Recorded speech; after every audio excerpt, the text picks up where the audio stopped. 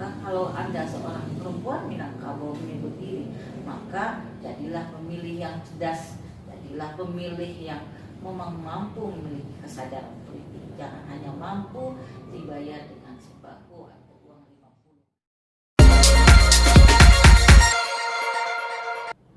Assalamualaikum warahmatullahi wabarakatuh. Kembali lagi dengan Bawaslu Kota Payakumbuh dengan channel Bawaslu Menengah. Baiklah, pada kali ini kita sudah kedatangan narasumber, yaitunya dosen di Universitas Negeri Padang. Beliau adalah Ketua Pusat Kajian Kearifan Lokal sekaligus penulis buku, yaitunya buku Budaya Minangkabau ya Bu ya. Etnografi orang Minangkabau. Baiklah, pada kali ini kita akan membahas tentang yaitunya peran perempuan adat Minangkabau dalam demokrasi. Baiklah Bu, untuk kedepannya kita akan bincang-bincang tentang peran perempuan Minangkabau dalam demokrasi. Untuk perempuan Minangkabau di dalam budayanya itu seperti apa Bu? Ya, Minangkabau itu terkenal dengan sistem matrilineal. Ya. Jadi ada sistem matrilineal ini sebenarnya kalau dikaitkan dengan ke demokrasi yang ada di Minangkabau merupakan aset sosial bagi perempuan Minangkabau. Kenapa dikatakan aset? Pertama, pada orang Minangkabau itu kan sistem garis kekerabatannya ambil garis ibu. Yang kedua, pusako tinggi itu jatuhnya kepada perempuan. Yang ketiga, hak partisipasi politik perempuan Minangkabau itu sangat tinggi. Dia berkedudukan sebagai punduk kandung, dia berkedudukan sebagai orang yang terhormat, dia juga memiliki dalam proses pengambilan keputusan, dia adalah orang yang punya hak partisipatif yang tinggi. Dalam rapat-rapat keluarga itu kan punduk kandung itu memiliki sesuatu hak yang tinggi. Misalnya dalam keluarga ya cerita saja kita, kalau misalnya ini ada rapat keluarga, kemudian ini ya mama pergi ke Madan Bapane untuk memutuskan sesuatu. Nah kemudian dia kembali lagi kata-kata, kalau kata bundukan doang tidak, berarti tidak. Kalau akan kata terlaksana. iya, berarti kalau bundukan doang setuju, maka dia akan setuju. Jadi dari gambaran itu betapa kedudukan perempuan Minangkabau itu memiliki kedudukan yang sangat tinggi dan terhormat. Di samping garis keturunan, di samping hak pusaka tinggi yang ada pada dia. Dan ini semua adalah kalau dikaitkan dengan demokrasi, betapa sangat peluang partisipasi perempuan itu di Minangkabau itu, perempuan itu sangat luas. Gitu. Sangat luas ya Bu. Iya, sangat kuat. Jika dikaitkan dengan demokrasi yang sekarang ini gimana tuh Bu? Nah, sistem matrilineal perempuan Minangkabau ini sebenarnya peluang perempuan untuk, kalau demokrasi kita kan bicara legislatif ya, pemilihan pilkada dan sebagainya. Nah pemilihan sebenarnya kalau dilihat ketika perempuan itu memiliki kekerabatan yang sangat kuat dengan keturunannya, kemudian dia punya aset ekonomi melalui pusaka tinggi, kemudian dia memiliki hak partisipatif yang tinggi juga. Ini adalah merupakan aset bagi dia untuk tampil dalam proses demokrasi. Artinya proses demokrasi baik itu pileg maupun legislatif maupun pilkada yang ada di berbagai daerah. Cuma dalam beberapa kasus kita melihat pada hari ini, kenapa orang mengatakan, banyak mengatakan perempuan Minangkabau itu kedudukannya tinggi gitu. Nah, dia terhormat gitu. Dia dianggap daerahnya daerah yang sangat memberi peluang kepada perempuan, bahwa perempuan memiliki kedudukan yang baik. Tapi ada pertanyaan, kenapa di Sumatera Barat itu tidak pernah perempuan menjadi bupati, menjadi gubernur, wali kota? Kenapa tidak ada? Padahal dia punya aset sosial yang ada, yang artinya bisa membuat dia maju. Nah itu menjadi sebuah pertanyaan juga bagi kita. Kenapa belum pernah? Ada apa? Nah kalau dikaji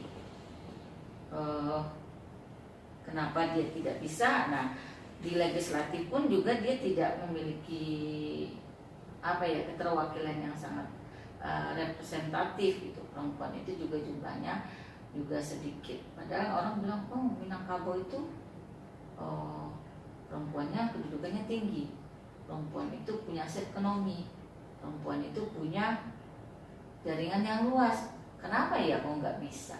Nah itu yang menjadi mungkin diskusi kita hari ini yang terkait dengan ada apa dengan kepemimpinan politik perempuan dalam proses demokrasi.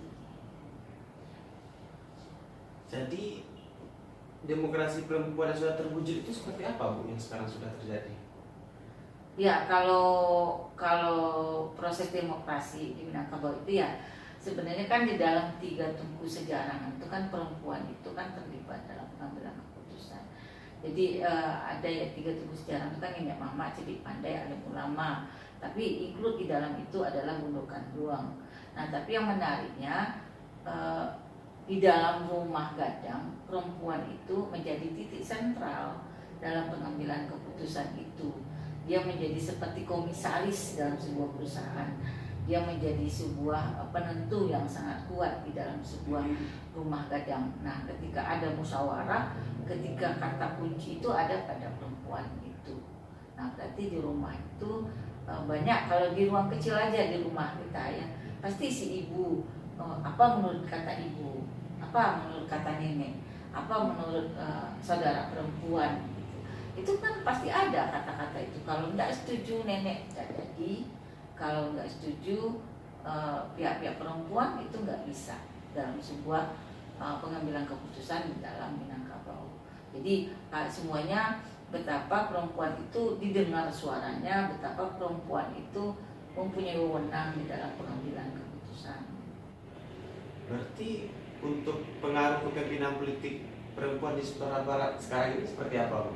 Ya, kalau dikaitkan dengan kepemimpinan politik yang seperti itu memiliki pusaka tinggi, jaringan kekerabatan, yang ketiga memiliki partisipasi politik tinggi, itu menjadi modal sosial perempuan untuk maju. Tapi dia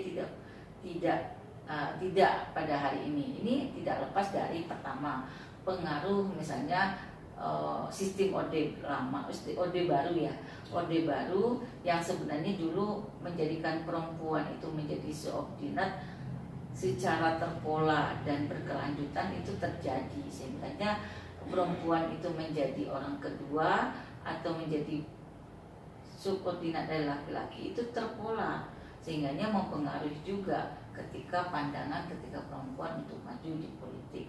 Jadi ada sebuah pandangan bahwa perempuan itu nggak perlu maju ke dalam ranah politik karena dunia politik itu dunia yang keras, dunia yang tidak cocok buat perempuan, dan itu tumbuh gitu.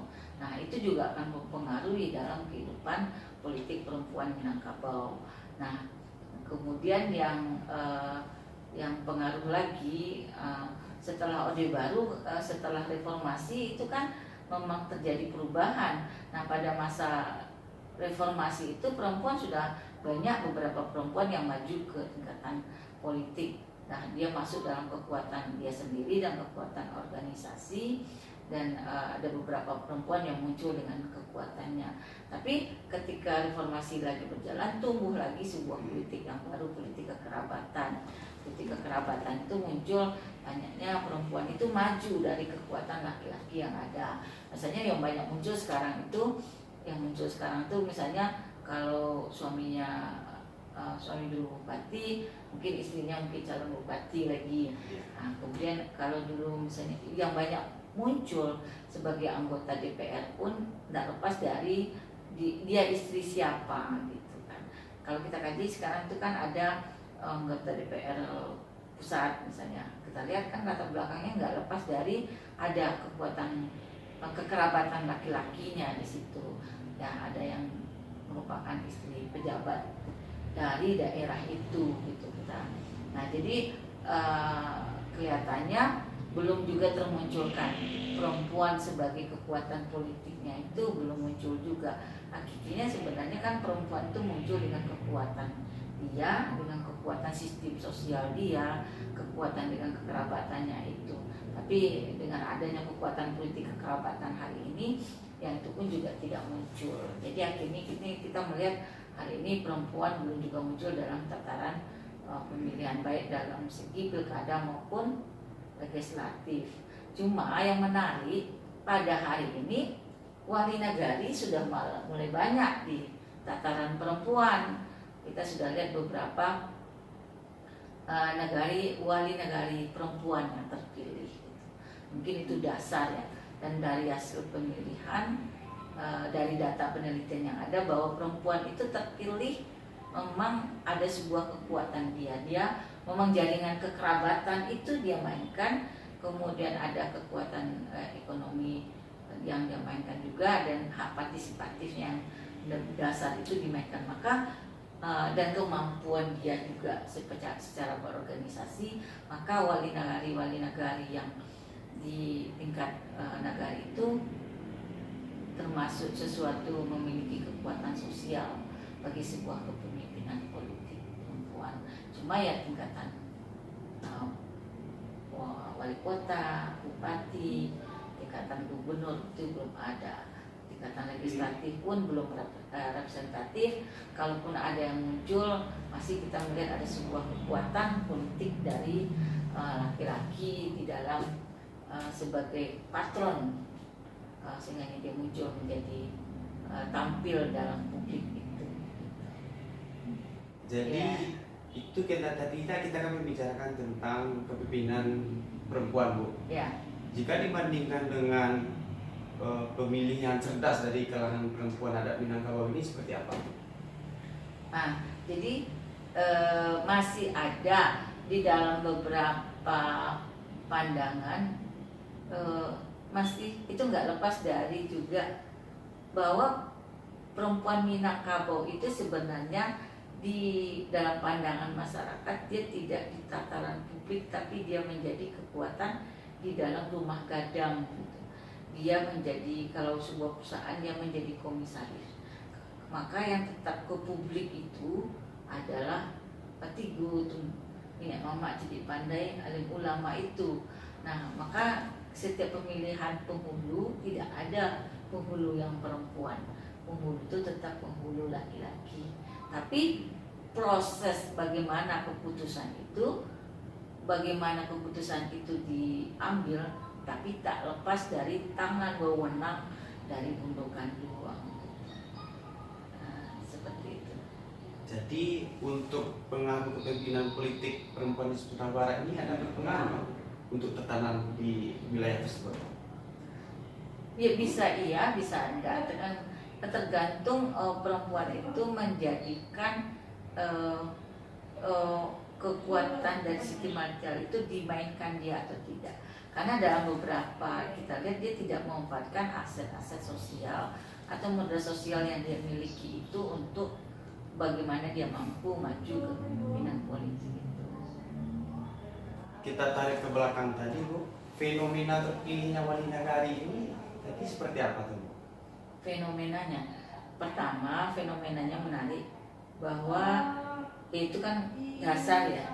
Jadi bahwa perempuan itu terpilih memang karena dia membina hubungan baik dengan kekerabatannya, kemudian dia mulai juga memiliki kekuatan, kemampuan organisasinya juga ada, kemudian kemampuan berhubungan sosialnya juga ada, kemudian dia mau memberankan perannya sebagai gundur kanduang yang mampu mengayomi orang banyak, mampu berkomunikasi dengan orang banyak, mampu bersikap bijaksana terhadap karib kerabatnya. Itulah yang menyebabkan, dari poin-poinnya itu yang menyebabkan dia terpilih jadi wali nagari. Dia bukan seorang yang terasing dari kerabatnya, dia bukan seorang yang jauh dari karib kerabatnya, tapi dia menjadi orang yang dekat dengan karib kerabatnya. Karib kerabatnya kan banyak, ada yang sekandung, ada sepersusuan, ada seperkauman gitu, ada sekampung, banyaklah, makin lama makin lebar. Nah, dari hasil survei dari wali nagari, perempuan yang salah satu sukses dari pemilihan wali nagari itu dia mampu merekat dari kekerabatan yang ada. Dia tidak seorang yang menjadi pembawa masalah dari kerabatnya, tapi dia menjadi bagian yang terintegrasi dari kekerabatannya. Itu menjadi kekuatan sosialnya. Dia gunakan untuk misalnya dia terpilih menjadi wali nagari. Selain dia memiliki kemampuan organisasi dan kemampuan keilmuan, kemampuan pengetahuan terhadap ilmu kepemimpinan politik. Jadi untuk saat ini pemikiran orang itu setelah Orde Baru itu kan berubah ya, terkait dengan yang Ibu sampaikan tadi. Ya, bisa ia berubah karena adanya pendidikan politik perempuan. Perubahan tapi tidak sedrastis itu. Masih banyak masyarakat berpikiran bahwa perempuan tidak perlu ke dunia publik, bahwa perempuan tidak perlu menjadi orang nomor satu. Itu masih, tapi adanya pemikiran bahwa perempuan itu punya hak untuk jadi orang nomor satu, bahwa perempuan mempunyai hak partisipasi politik, itu juga sudah menjadi muncul di tengah masyarakat. Itu kan tidak lepas dari pembangunan kesadaran politik di berbagai, nah itu kan terjadi melalui ormas-ormas perempuan, melalui kegiatan-kegiatan pelatihan atau kegiatan pendidikan, sehingga banyak perempuan yang mulai memiliki kesadaran bahwa dunia politik itu bukan juga dunia perempuan, sehingga dia perlu mengambil keputusan, mau berpartisipasi di dalam kegiatan politik. Dan kalau untuk saat ini, apakah sudah ada perempuan Minangkabau ini yang sudah ada di parlemen atau di legislatif? Ya udah ada kan, emang ada. Sekarang kan memang ada perempuan di parlemen kan memang ada. Memang dari di DPR ada, di DPRD ada, DPRD daerah juga ada, semuanya ada. Cuma yang belum ada itu di bupati, gubernur dan sebagainya. Kalau di legislatif ada, cuma belum representatif, belum mewakili perempuan yang jumlahnya banyak. Seharusnya perempuan yang jumlahnya itu kira-kira 60-40%, seharusnya perempuan itu kan jumlahnya banyak di perwakilan di DPR itu, tapi kan jumlahnya sedikit gitu. Jadi kalau kita lihat dari kisah-kisahnya dulu, perempuan itu kan dulu ada afirmasinya 30%, tapi perempuan berada di nomor buncit gitu, nomor 5, 6, 7, 8, sehingga keterpilihannya itu jauh gitu. Kemudian diganti lagi sistem zigzag itu tahun 2004, laki-laki perempuan supaya perempuan bisa mendapat duduk di legislatif gitu. Nah itu pun ketika zigzag itu perempuan juga tidak bisa juga muncul menjadi, tidak banyak juga menjadi representatif untuk menjadi anggota DPR itu gitu. Jadi kalau dikatakan apakah representatif perempuan di legislatif itu sudah mewakili, tidak, karena jumlah perempuan yang banyak tidak berimbang dengan perempuan yang duduk di DPR. Cuma beberapa isu yang terjadi, keterwakilan perempuan itu misalnya banyak orang mengisahkan sejauh mana peran perempuan itu di parlemen itu, mampu nggak dia membawa aspirasi atau tidak. Nah, yang menjadi kunci bagi orang duduk kembali menjadi DPR itu adalah persoalan sejauh mana dia bisa mampu menjawab aspirasi masyarakat itu. Nah, jadi itu pun dipertanyakan bagaimana kinerjanya, sehingga kita masih belum bisa menjawab bahwa perempuan telah menjalankan hak partisipatifnya secara maksimal, itu masih belum kita capai.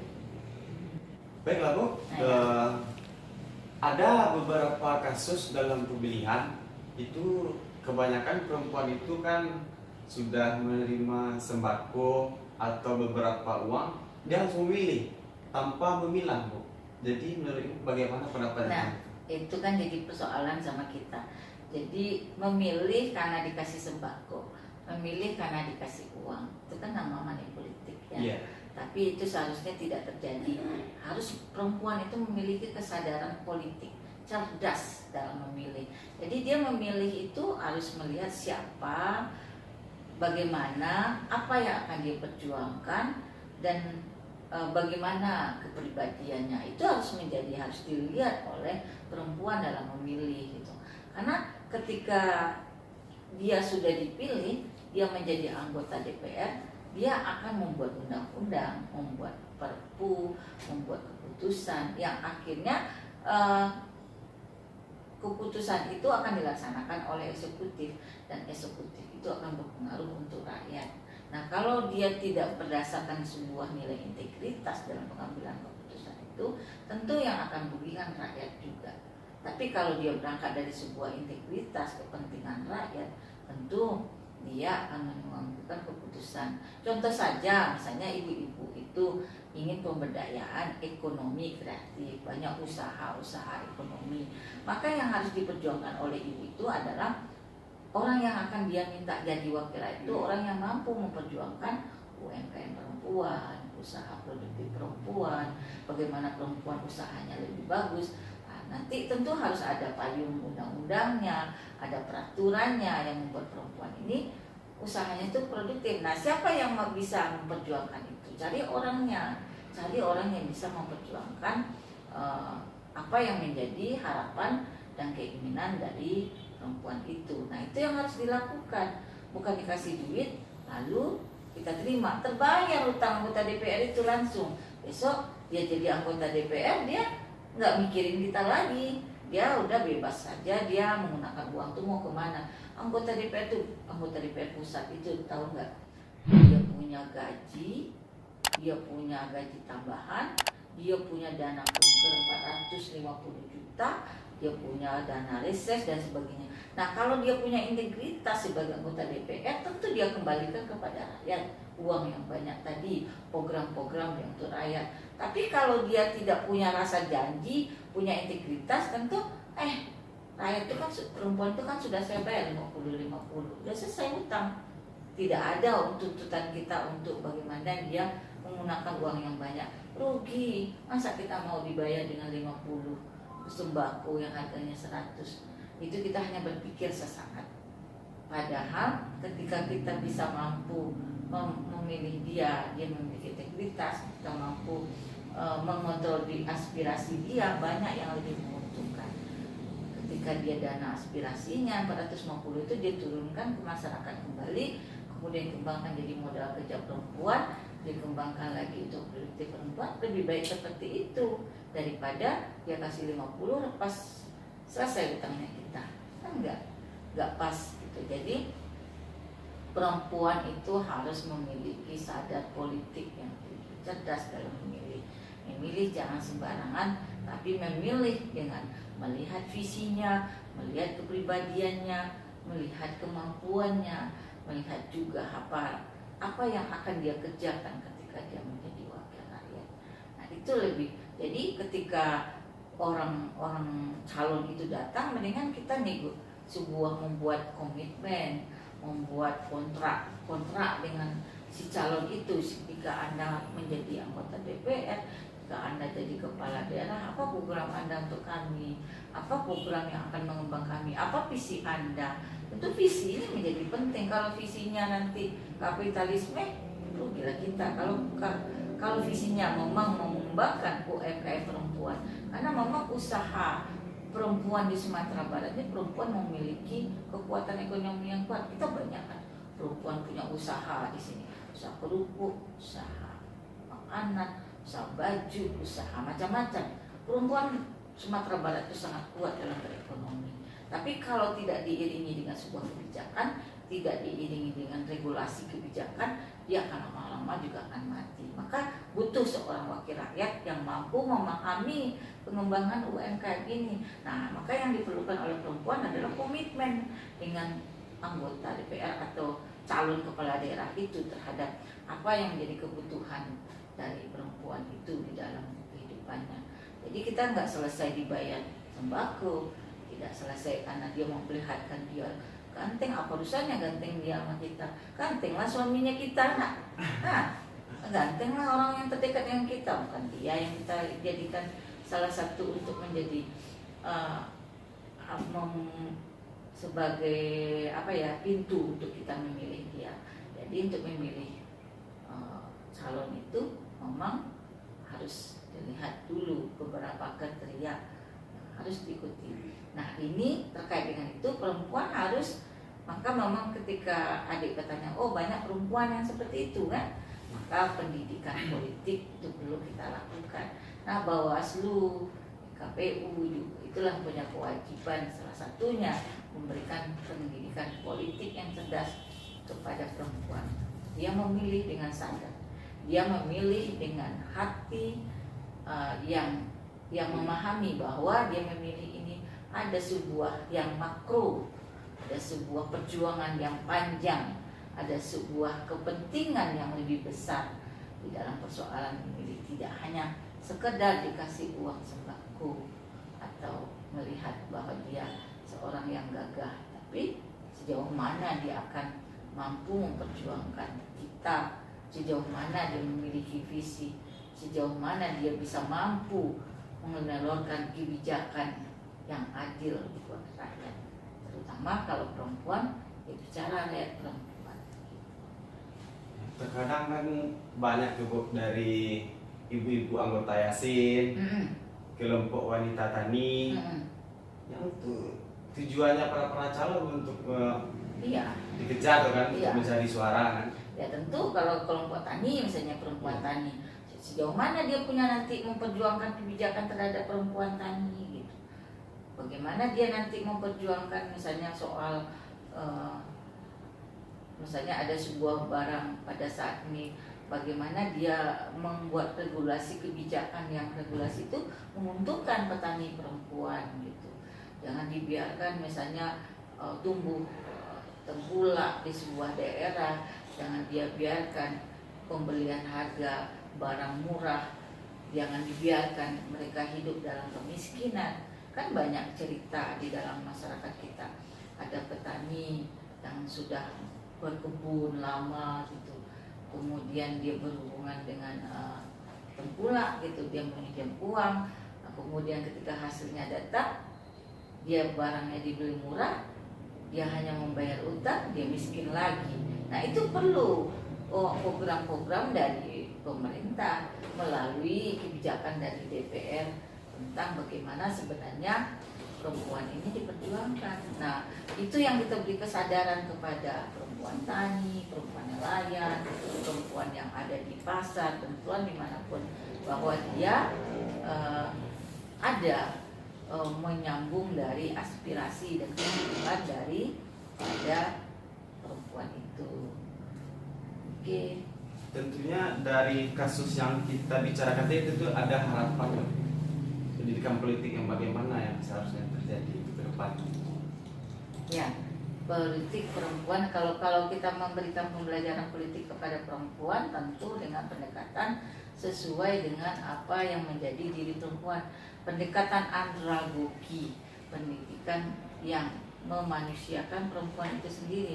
Perempuan tidak dianggap sebagai orang yang bodoh, perempuan tidak dianggap sebagai orang yang tidak tahu sama sekali, tapi harus dilakukan pendekatannya apa yang menjadi kebutuhan dari perempuan itu, pendekatan sebagai orang yang bermitra dengan orang yang melakukan yang akan diaspirasikan itu. Jadi dalam pelatihan itu harus pelatihan pendidikan orang dewasa, kemudian menjawab apa dari kebutuhan daripada perempuan sendiri. Jika perempuan Minangkabau itu, Bu, jika disogok dengan seperti sembako atau dengan jumlah uang yang tidak berapa, apakah mereka mau? Kalau dia merasa sebuah identitasnya sebagai perempuan Minangkabau, itu tidak akan terjadi, karena seorang perempuan Minangkabau itu dia seseorang yang memiliki kerabatan yang luas, berarti dia punya kekuatan jumlah yang banyak, punya kekayaan orang yang banyak, kemudian dia harta pusaka tinggi juga ada jatuh kepada dia, berarti dia punya sawah, punya empang, berarti dia punya kekayaan. Kemudian dia juga memiliki kekuasaan dalam pengambilan keputusan yang ada di dalam rumah gadang, dia memiliki hak yang besar, berarti dia punya kekuasaan juga di dalam dirinya. Maka sebuah harga diri juga dia bagi dia, ketika dia hanya dihargai dengan sembako, dihargai dengan uang 50. Kalau seorang perempuan Minangkabau dia tidak akan melakukan itu. Maka seseorang yang mau membangun dirinya sebagai identitas, sebagai perempuan perempuan Minangkabau yang memiliki kekerabatan yang luas, memiliki harta yang banyak, kemudian memiliki kekuasaan dalam partisipasi politiknya yang tinggi, maka dia tidak perlu menjadi orang yang hanya bisa disogok dengan sembako atau uang 50. Maka yang penting bagi seorang perempuan Minangkabau itu dia mampu membangun komitmen, membangun MOU dengan siapa yang akan dia pilih. Artinya orang yang tampil itu harus mampu memperjuangkan apa yang menjadi aspirasi dari warga atau kaumnya yang banyak itu. Jadi perempuan Minangkabau itu punya harga diri yang tidak hanya harus dibayar dengan sembako. Maka kalau Anda seorang perempuan Minangkabau menyebut diri, maka jadilah pemilih yang cerdas, jadilah pemilih yang memang mampu memiliki kesadaran politik. Jangan hanya mampu dibayar dengan sembako atau uang 50, tapi lakukanlah komitmen dengan calon itu, bangunlah kekuatan kontrol sosial yang kuat terhadap orang yang telah dipilih sehingga dia mampu memperjuangkan apa yang menjadi aspirasi kaum Anda, masyarakat kita. Tapi pikir itulah yang disebut dengan perempuan Minangkabau kalau kita merasa sebagai perempuan Minangkabau itu menurut Ibu. Ya. Terima kasih Bu. Mungkin ada sebuah pesan atau kesan kepada sahabat Bawaslu di rumah semua Bu, terkhususnya kepada perempuan adat Minangkabau yang ada di Sumatera Barat. Ya, seperti yang kita telah diskusikan dari awal bahwa perempuan Minangkabau itu memiliki kedudukan sosial yang bagus di tengah masyarakat, yang memiliki hak partisipatif, dia memiliki hak harta, dia juga memiliki harta kerabatan, juga memiliki kekerabatan yang luas. Jadi dia punya kekayaan yang banyak. Maka jagalah harga diri kita sebagai perempuan Minangkabau itu. Maka dengan cara memilih, menjadi pemilih yang cerdas, menjadi pemilih yang mampu mengontrol dari seseorang yang telah dipilih.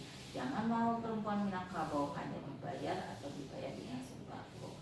Tidak, bukanlah harga diri kita. Kita menerima uang yang hanya secure, tapi mengalahkan visi-visi kita yang lain. Perempuan Minangkabau itu adalah perempuan yang punya harga diri. Perempuan Minangkabau itu orang yang punya nilai perjuangan yang kuat. Kita banyak melihat ya, kalau perempuan Minangkabau itu ketika ada sesuatu perjuangan dia mampu, dia tidak perlu meminta, tapi dia yang mengeluarkan uang. Ketika ada misalnya pembangunan daerah atau pembangunan untuk semen Padang dulu, mas dia gadaikan. Begitulah perempuan Minangkabau. Mereka bukan orang yang meminta, tapi orang yang memberi gitu. Jadi kalau dia orang yang berkontribusi, orang yang partisipatif, tidak hanya partisipatifnya secara suara, tidak hanya partisipatif secara keterlibatan, tapi juga partisipatif secara harta. Nah, ketika Anda mau menjadi orang ada sebuah pemilihan lalu disogok dengan uang sembako, berarti sudah lentur perempuan sebagai perempuan Minangkabau itu. Begitu. Terima kasih Bu. Baiklah sahabat Bawaslu semuanya, kita sudah berada di penghujung diskusi kita hari ini. Mungkin kita minta sedikit closing statement kepada Ibu Firdaningsih yang sudah berkesempatan hadir untuk berdiskusi dengan kita hari ini. Terima kasih. Hari ini ada dua hal yang menjadi titik diskusi kita. Bagaimana hari ini kita meningkatkan partisipasi politik perempuan baik di legislatif maupun di eksekutif. Walaupun dalam beberapa diskusi kita bahwa itu masih belum mencapai titik maksimal. Yang kedua, bagaimana juga kita membangun partisipasi pemilih dalam demokrasi Indonesia ini, demokrasi Sumatera Barat ini. Mereka memilih secara cerdas, dan terkait dengan perempuan Minangkabau, perempuan yang mempertahankan identitas diri sebagai perempuan Minangkabau, perempuan yang memiliki harga diri, di mana perempuan Minangkabau itu sudah kaya baik secara keturunan, kaya secara harta, dan kaya sebagai pewenang dalam pengambilan keputusan. Maka tetaplah jaga harga dirinya di dalam memilih secara cerdas, tidak memilih karena uang sembako atau uang Rp50 sehingga tidak mampu lagi atau tidak kontrol terhadap perjuangan dari demokrasi itu. Terima kasih. Terima kasih. Sehat selalu ya. Terima kasih Bu Bernaringsi yang sudah berkesempatan hadir di Bawaslu Kota Payakumbuh. Jadi pesan yang dapat kami sampaikan yaitu jadilah perempuan yang cerdas dan mempunyai harga diri untuk memilih. Salam awas. Salam Bawaslu. Assalamualaikum warahmatullahi wabarakatuh.